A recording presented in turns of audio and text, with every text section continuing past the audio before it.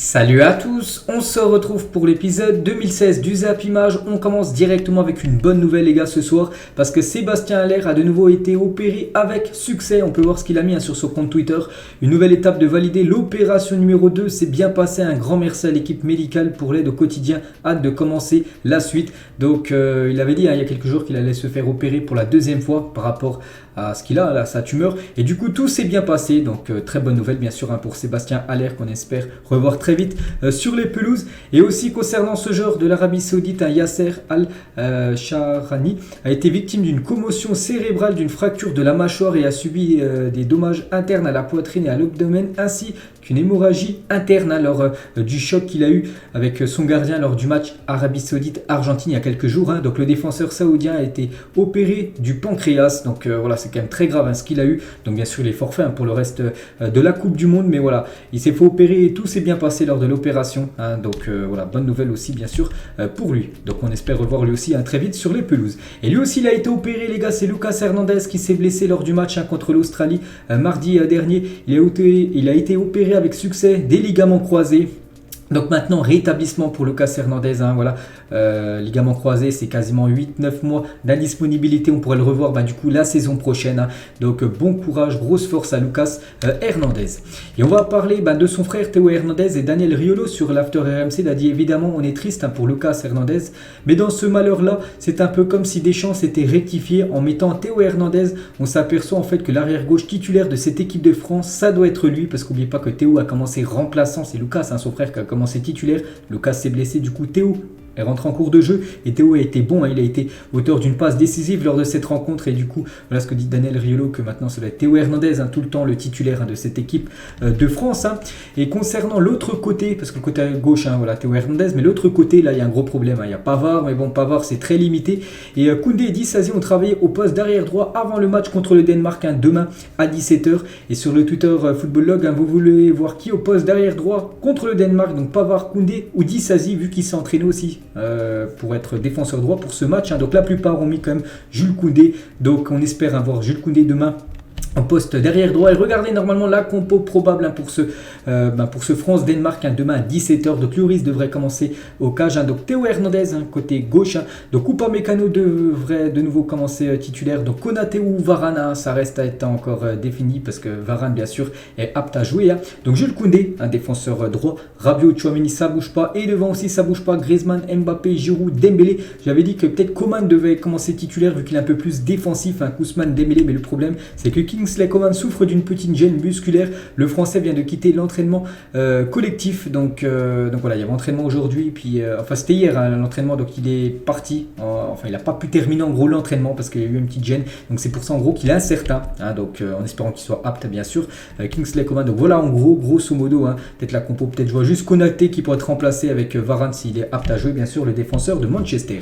Et officiel les gars, c'est l'arbitre polonais Marciniak qui a été désigné pour arbitrer la rencontre entre l'équipe de France et le Danemark. Il avait notamment dirigé le match retour de Marseille contre Tottenham en Ligue des Champions. À 2-1 il y avait eu pour Tottenham. Donc voilà, ce sera lui l'arbitre de la rencontre demain. Marcus Thuram qui est en conférence de presse, il a dit mon papa je l'adore, je le connais depuis petit, depuis très longtemps. Bon c'est normal, c'est un petit peu son papa Lilian Thuram, bien sûr une légende de l'équipe de France. Voilà ce qu'il a pu dire. Marcus Thuram. Matteo Guendouzi également. En conférence de presse, il a dit on n'a pas parlé de mon rôle avec le sélectionneur, il sait qu'il peut m'utiliser à plusieurs postes au milieu de terrain. Je ne pense pas que je serai attaquant ou défenseur gauche, je répondrai présent peu importe le poste et quand il aura du temps de jeu, parce que pour l'instant il n'a pas joué, pas sûr qu'il joue encore demain. Donc une petite info concernant Guendouzi. Il parle aussi de la prestation de Griezmann mardi contre l'Australie. Il a fait une belle performance, il peut jouer à plusieurs postes, il a fait de très beaux tacles, il pourra peut-être jouer numéro 6 plus tard. Il aidera toujours l'équipe bien sûr, que ce soit offensivement ou défensivement. Voilà ce que dit Guendouzi sur Griezmann. Disasi les gars qui est en conférence de presse sur Ousmane Dembélé, il a dit je connais ses qualités, je le voyais mais je ne le connaissais pas personnellement. Dès le premier entraînement je peux vous dire que ses crochets, c'est vrai, ses crochets bien sûr où il met des feintes énormes. Ousmane Dembélé, c'est vrai, c'est vrai qu'il met la misère aux joueurs français. Ousmane Dembélé, Deschamps les gars concernant Dembélé. Donc c'est un joueur qui est plus construit, plus mature, même si ça reste quand même quelqu'un de toujours très joyeux. Donc Dembélé a cette capacité à créer d'énormes problèmes pour l'adversaire grâce à ses dribbles. C'est pour moi peut-être le meilleur dribbleur au monde depuis quasiment 2-3 ans, Ousmane Dembélé, et il le montre bien sûr match après match.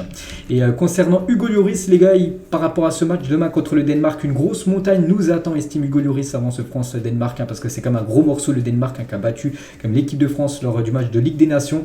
Et voilà, j'aime énormément cette équipe de France à chaque fois, les Danois. Donc voilà ce qu'attend bien sûr les Bleus demain. Toujours avec la Coupe du Monde, donc le bilan des pays européens sur cette première journée de Coupe du Monde. Donc là, on ne prend pas en compte les matchs qui se sont joués aujourd'hui, on est d'accord. Donc avant la journée d'aujourd'hui, donc vous savez que c'était la première journée, là aujourd'hui c'était la deuxième.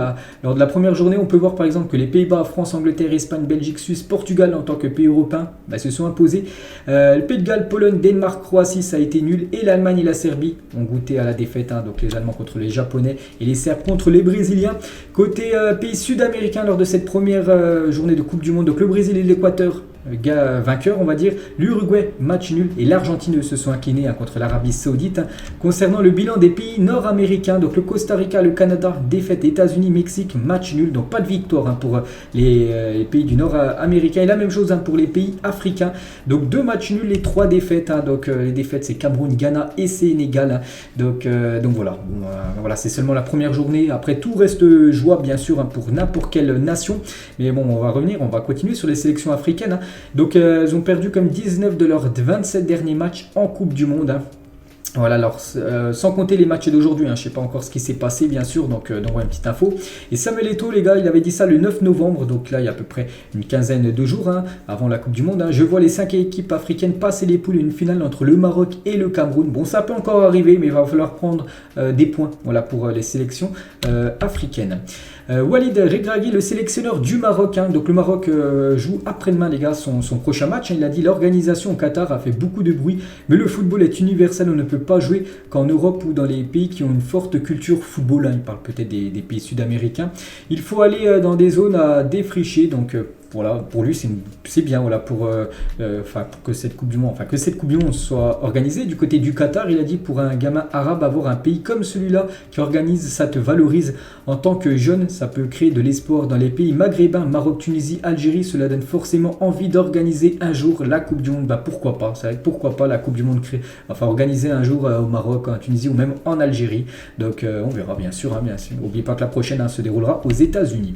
Et toujours avec cette Coupe du Monde, les gars, 5 joueurs de Ligue 1 ont marqué durant cette première journée de Coupe du Monde. Il y a Timothy Weah, Messi, Mbappé, Carlos Soler et Brel Mbolo. Donc voilà, plutôt pas mal. Les joueurs de Ligue 1 ils performent actuellement dans cette Coupe du Monde.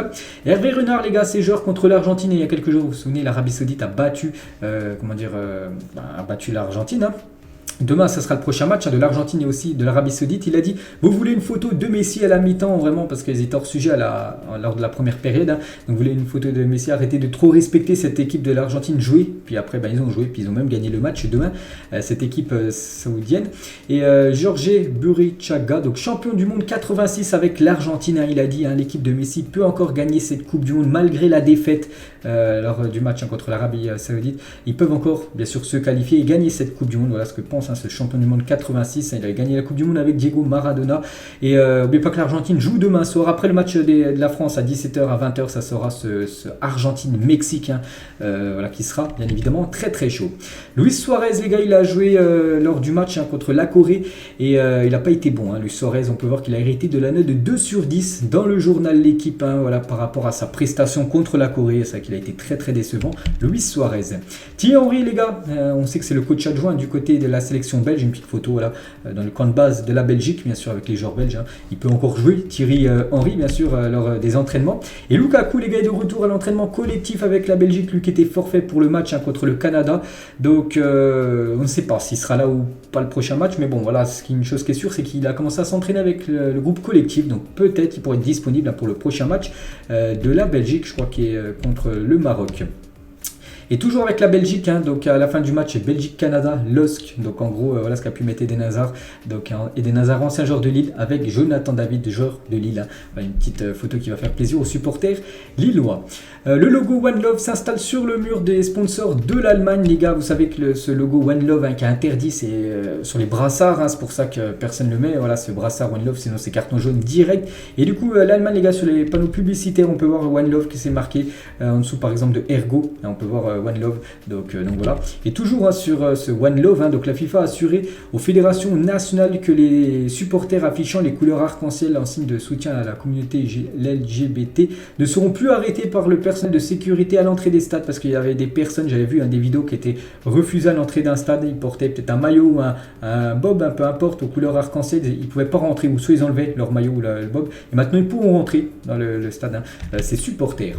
On va parler de Luis Enrique, le sélectionneur espagnol qui est tous les jours en live Twitch.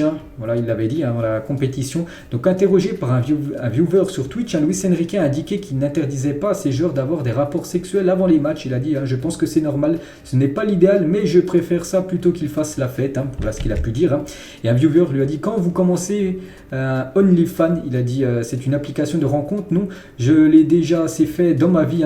Quelqu'un d'autre dans la pièce commence à rire. Et Luis Enrique il dit vous rigolez trop. Pourquoi rigolez-vous par rapport à OnlyFans? On sait bien sûr ce qu'il y a sur OnlyFans. Donc voilà ce que dit bien sûr le sélectionneur espagnol. On va parler cette fois-ci de Gareth Bale. Les gars, Gareth Bale souffre du dos. Il a donc décidé de renoncer à jouer au golf virtuel sur le simulateur qu'il a fait installer exprès à l'hôtel. Il a quand même fait venir un simulateur de golf dans son hôtel du camp de base du Pays de Galles. Donc maintenant il veut plus jouer, il peut plus plutôt jouer au golf parce qu'il souffre du dos. Gareth Bale.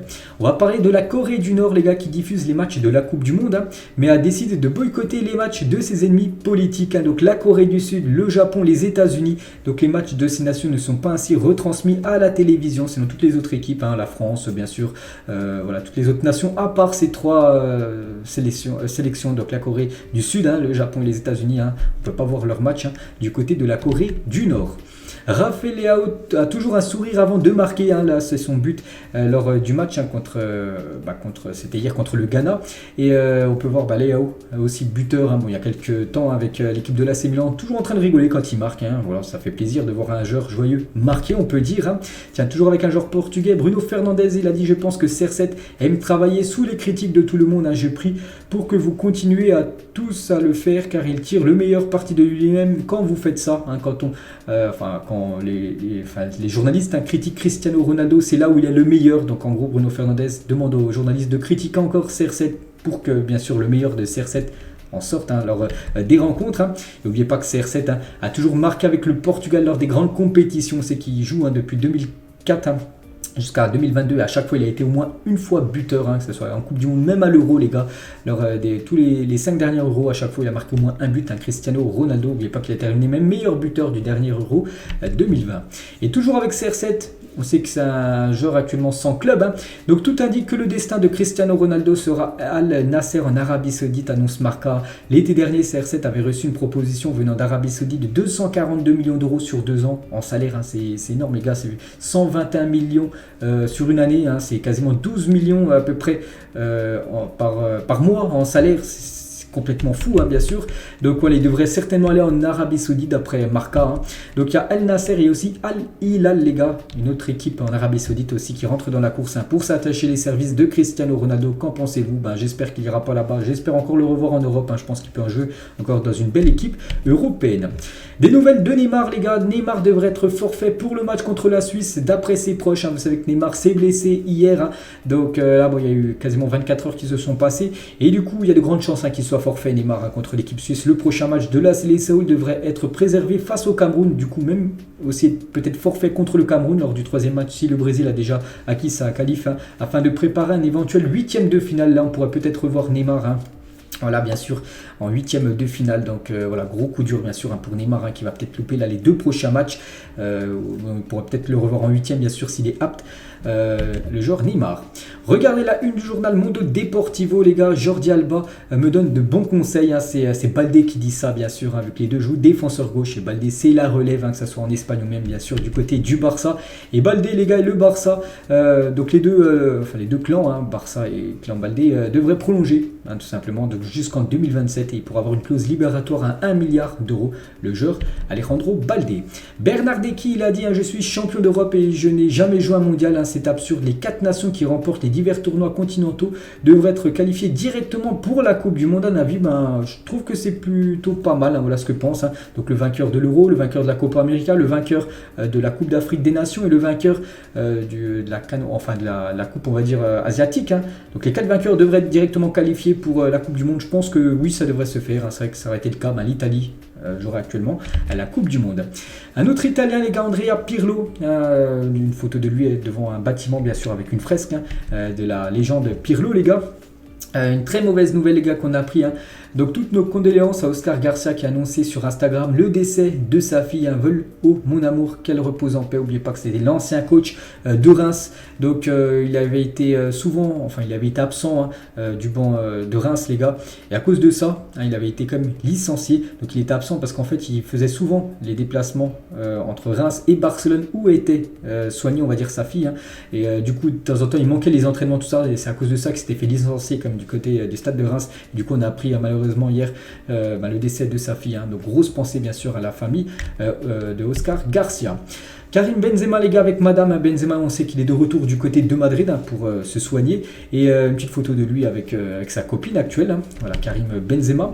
Une petite info concernant un match amical, les gars, Arsenal et la Juventus s'affronteront le 17 décembre prochain à l'Emirates Stadium dans le cadre d'un match amical avant, bien sûr, la reprise de la Première Ligue ou même de la Serie A pour ces deux équipes. Un journaliste a posé une question. Donc, Andrés, sais-tu que tu es meilleur que Zinedine Zidane? Il a dit, je ne suis pas d'accord. Voilà, l'immense respect, bien sûr, de Iniesta envers Zizou. Voilà, il pense que Zidane est meilleur que lui, il a fait une meilleure carrière, mais bon, ça reste quand même 2 énormes joueurs, bien sûr, Zidane et Iniesta. Pour les fans de foot et de One Piece, 3 figurines spéciales Coupe du Monde vont être vendues, les gars. Sanji, donc Messi, Luffy, Neymar et Zoro, Ronaldo. Voilà, pour les grands fans bien sûr du manga, One Piece pourrait vous faire plaisir avec des figurines de footballeurs. Magnifique moment entre un jeune journaliste et Louis van Gaal. Un journaliste lui dit, je suis juste là pour vous dire que je suis fan de vous depuis 3 ans. Louis van Gaal, il l'a dit, j'ai envie de te faire un gros câlin car ça n'arrive pas souvent ce genre de compliments. Surtout, les personnes sont souvent fans, on va dire, des joueurs et pas trop des sélectionneurs. Et ce journaliste est fan du sélectionneur Louis van Gaal. Et voilà, il était très très ému, bien sûr, le sélectionneur néerlandais. Une petite info concernant la Ligue des Champions féminines. Hier soir, les Lyonnaises jouaient contre l'équipe de Zurich. Et victoire des Lyonnaises 3-0. Elle qui avait été battue, souvenez-vous, lors de la première journée. Je crois que c'était Arsenal qui leur a mis une correction. Donc du coup, Arsenal ou Chelsea, mais une équipe anglaise. Donc du coup, là, elles se sont imposées 3-0. Les Lyonnaises qui se remettent en place pour se qualifier pour la suite de la Champions League féminin. Le PSG a proposé 40 millions d'euros de manière officieuse à la mairie de Paris pour l'achat du Parc des Princes. Selon les proches de QSI, la mairie de Paris réclamerait environ 350 millions d'euros pour vendre tout simplement le Parc des Princes, alors que son prix il estimerait à 200 millions d'euros. Vous savez que le PSG, enfin Nasser, tout ça, la QSI, aimerait acheter le Parc des Princes pour rénover ce parc, parce que le Parc des Princes appartient à la ville de Paris. Donc voilà, là, les sommes proposées, tout ça. Donc il va falloir que tout le monde se mette d'accord pour que bien sûr le parc soit vendu. Et si le parc est vendu à QSI, donc le parc, les gars, pourrait augmenter en capacité parce que la QSI aimerait augmenter bien sûr la capacité du stade. Ce spot sublime pour regarder les matchs de la Coupe du Monde, donc c'est dans le désert tout simplement, une télé, puis tu regardes un match de Coupe du Monde, vraiment magnifique spot pour regarder la Coupe du Monde. Retrouvailles, les gars, donc c'est entre Olivier Giroud et Cazorla, donc les deux actuellement au Qatar, donc ces 2 anciens joueurs aussi de Arsenal, quelques photos bien sûr à l'époque de Giroud et de Cazorla. Et on finit, les gars, cet épisode aujourd'hui. J'avais dit dans l'épisode qui est sorti en début d'après-midi qu'aujourd'hui ça faisait 2 ans jour pour jour que Diego Maradona nous quittait à l'âge de 60 ans. C'était le 25 novembre 2020. Et voilà quelques photos de Maradona à la Coupe du Monde. Donc là par exemple contre l'équipe belge, j'ai regardé cette photo où il est tout seul, il y a quand même il y a 6 joueurs belges en face, où là voilà, quelques autres photos bien sûr, et là pour finir la photo avec le trophée de la Coupe du Monde remporté en 1986. Bien sûr, la dernière Coupe du Monde remportée, bien sûr, par les Argentins. Donc voilà, les gars, la fin de cet épisode. J'espère que ça vous a plu. On se retrouve demain, les gars, demain à midi pour le prochain numéro. Et à demain.